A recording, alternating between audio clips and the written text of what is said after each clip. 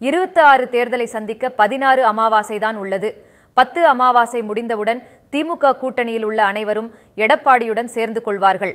மக்களும் அதிமுகவிற்கு ஓட்டு போடுவதற்கு தயாராக உள்ளனர் என்றும் 2026 தனி பெரும்பான்மையுடன் அதிமுக எடப்பாடி பழனிசாமி அவர்கள் ஆட்சி அமைப்பது உறுதி என திண்டுக்கல்லில் நடைபெற்ற மனித சங்கிலி போராட்டத்தில் அதிமுக கழக பொருளாளர் திண்டுக்கல் சி. சீனிவாசன் செய்தியாளர்கள் சந்திப்பில் தெரிவித்தார்.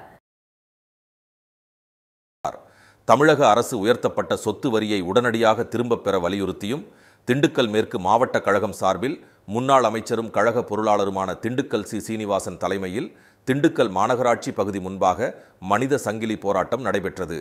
மனித சங்கிலி போராட்டம் பெரியார் சிலையிலிருந்து மணிக்கூண்டு வரையும் நடைபெற்றது. முன்னாள் அமைச்சரும் தற்போதைய திண்டுக்கல் சட்டமன்ற உறுப்பினருமான திண்டுக்கல் சி. சீனிவாசன் செய்தியாளர்களை சந்தித்து கூறும்போது, திண்டுக்கல்லில் கொலை, கொள்ளை, கற்பழிப்பு என குற்ற சம்பவங்கள் நடைபெற்று வருகிறது.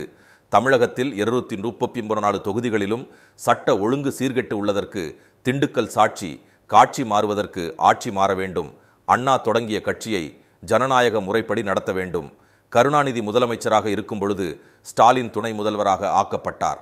அதேபோல் ஸ்டாலின் தனது மகனை துணை முதல்வராக ஆக்கியுள்ளார்.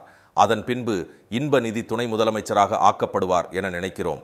உள்ளாட்சி தேர்தல் நடக்குமா நடக்காதா என்பதை ஆளுங்கட்சிதான் முடிவு செய்ய வேண்டும்.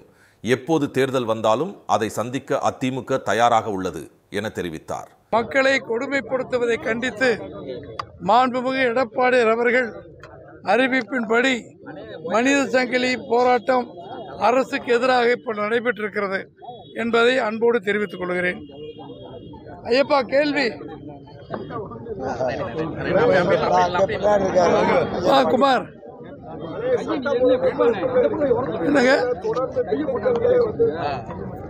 திண்டுக்கல்லே தொடர்ந்து நடந்துட்டு இருக்கு. அப்ப சட்ட ஒழுங்கு நல்லா இருக்குன்னு சொல்லி அவங்க மட்டும் சொல்லிட்டே இருக்காங்க ஆளுங்கட்சி. நீங்களே சொல்றீங்க கேள்வியில, திண்டுக்கல்ல தொடர் கொலை நிறைய இருக்கிறது, கொள்ளை நிறைய இருக்கிறது, கற்பழிப்பு நிறைய இருக்குன்னு சொல்றீங்க. மற்ற 234 தொகுதியை விட திண்டுக்கல்லே சட்டம் ஒழுங்கு கெட்டதுக்கு சாட்சி. அது நீங்களே அதை பார்த்து கொள்ள வேண்டும். இந்த ஆட்சி மாறினால்தான் இது நிலை மாறும். இந்த காட்சி மாறுவதற்கு இந்த ஆட்சி மாற வேண்டும். துணை முதல்வர் மகனை கொண்டு வந்திருக்காங்க.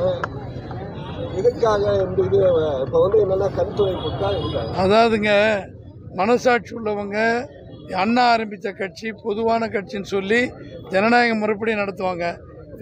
திரு கருணாநிதி அவர்கள் எம்ஜிஆர் ஆட்சியில் எம்ஜிஆருடைய அரவணைப்பில் எம்ஜிஆருடைய உத்தரவின் பேரில் எம்எல்ஏக்கள் சொல்லி எம்எல்ஏ முதலமைச்சரானவர். அதற்கு பிறகு தன்னுடைய சொத்து திமுக நினைச்சு அப்படியே கபலீகரம் செஞ்சிட்டாரு. அவர் இருக்கும்போதே முதலமைச்சர் துணை முதலமைச்சராக ஸ்டாலின் ஆக்கினார். இப்போ அதே போலவே திரு ஸ்டாலின் அவர்கள் அவருடைய மகனை துணை முதலமைச்சராக இருக்காரு. உதயநிதி ஸ்டாலின் அவருக்கு பிறகு அவருடைய மகன் இன்பநிதி ஸ்டாலினை துணை முதலமைச்சராக நினைக்கிறோம். இப்ப இருக்கக்கூடிய இந்த விலைவாசி உயர்வு, மின்கட்டண உயர்வு, இது சம்பந்தமா அடுத்து உள்ளாட்சி தேர்தல் நடத்துவதற்கு திமுக முன் வருமா? தேர்தல் நடக்குமா நடக்காதாங்கிறது ஆளுங்கட்சியினுடைய சதி. அதுக்கு ஜோசியம் சொல்ல முடியாது. அது எப்போ தேர்தல் வந்தாலும் அதை எதிர்ப்பதற்கு அதிமுக தயாராக இருக்கிறது. நடிகர் விஜய் மாநாடு ஊராட்சியில் நினைச்சிட்டு இருக்காங்க. பல பகுதியில் மக்கள் எதிர்ப்பு தெரிவிக்கிறாங்க. மக்களுடைய எதிர்ப்பை எல்லாம் மீறித்தான் கொடுங்கோல் ஆட்சி நடத்துகிற ஆளுங்கட்சி எதையுமே செய்யும். அதற்கு இந்த 50 ஊர் மட்டும் விதிவிலக்கல்ல, எல்லா தமிழ்நாடு முழுவதும் நடந்து கொண்டிருக்கிறது. ஆட்சி மாறினால்தான் இதுக்கெல்லாம் விதிவிலக்கு நாங்கள் செய்ய முடியும். அதான் அது நியாயமானதை பண்ணணும். தேவையில்லாத இடங்கள்லாம் எடுக்கக்கூடாதுங்கிறத கொள்ளுங்க. நடிகர் விஜய் மாநாடு விமர்சனம் அவரை பற்றி எதிராக கிடையாது. திமுக கூட்டணியில் இருக்கிற கூட்டணி கட்சிகள்லாம் 2026 அதிமுக சேர்ந்தாங்க. அதாங்க இப்போ பேசும்போது நீங்கள் இல்லையா? இப்போ அதாவது நிச்சயமாக இந்த ஆட்சி மாறுவதற்கு இந்த 16 அமாவாசை இருக்குது. 6 அமாவாசையை குறைச்சி 10 அமாவாசை முடிஞ்ச உடனே திமுக கூட்டணியெலாம் எடப்பாடியிடம் பேச்சுவார்த்தை பண்ணி எங்கள் கூட்டணிக்கு வந்துடுவாங்க. பொதுமக்களும் ஓட்டு போட எங்களுக்கு சாதகமாக ஓட்டு போட தயாராக இருப்பாங்க. மிகப்பெரிய கூட்டணியோடு 2026 தேர்தல் சந்திப்பாங்க. மிகப்பெரிய கூட்டணியோடு அதிமுக கூட்டணியை சந்திக்கும், ஆட்சியை அமைக்கும். முதலமைச்சராக மாண்புமிகு எடப்பாடியார் வருவார்கள். தனி தேர்தல் கூட்டணி வந்தால் சேர்த்துக்கிட்டு நிற்கிறது என்ன தவறு? அப்போ அதிமுக வந்து வீழ்ச்சியை பார்த்து போயிட்டு இருக்குதா? கூட்டணி நம்பி தான் இருக்குதா? எந்த கட்சியுமே கூட்டணி இல்லாமல் இருக்க முடியாது தம்பி. கட்சி தனியாக நிற்பதற்கு நாங்கள் தயார். ஆனால் கூட்டணி வந்தால் அதை உதாசீனப்படுத்த முடியாது. கூட்டணி வந்தால் ஏற்றுக்கொள்வதுதான் உண்மையான ஜனநாயக கடமை. எல்லோரும் சேர்ந்து தான் ஓசை எழுப்பினா தான் ஓசை எழுப்பே தவிர, இல்லை என்றால் தனியாக என்றால் அதிமுக எதற்கும் தயார்.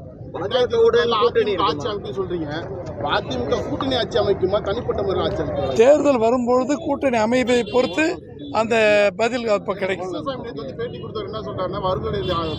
தனிப்பட்ட முறையில் ஆட்சிங்கிறது கிடையாது, கூட்டணி ஆட்சி தான் தமிழகத்துல வரணும், வாய்ப்பு இருக்குன்னு சொல்றாரு. அது அவருடைய கருத்து. எங்களுடைய கருத்து, அதிமுக தலைமையேற்று வருகின்றவர்களோடு கூட்டணி அமைத்து, கூட்டணி அமைத்தாலும் சரி இல்லாவிட்டாலும் சரி, அதிமுக கழகம் மக்களுடைய ஆதரவை பெற்று ஆட்சி அமைப்பது உறுதி உறுதி உறுதி. இதுதான் தேர்தல் வரும்போது அவருடைய விளைவுகள் தெரியும். இப்போ ஒன்றும் சொல்ல முடியாது. இல்லை, அது அரசியலில் நிரந்தர எதிரி இல்லை, நிரந்தர நண்பர் இல்லை. எது வேணாலும் நடக்கலாம். இப்போ முடியாது. இப்போ நாங்கள் நீங்கள் சொல்கிறீங்களாம் எதிரி. பின்னால் 10-15 மாதம் இருக்குது, என்ன வேணாலும் நடக்கலாம்.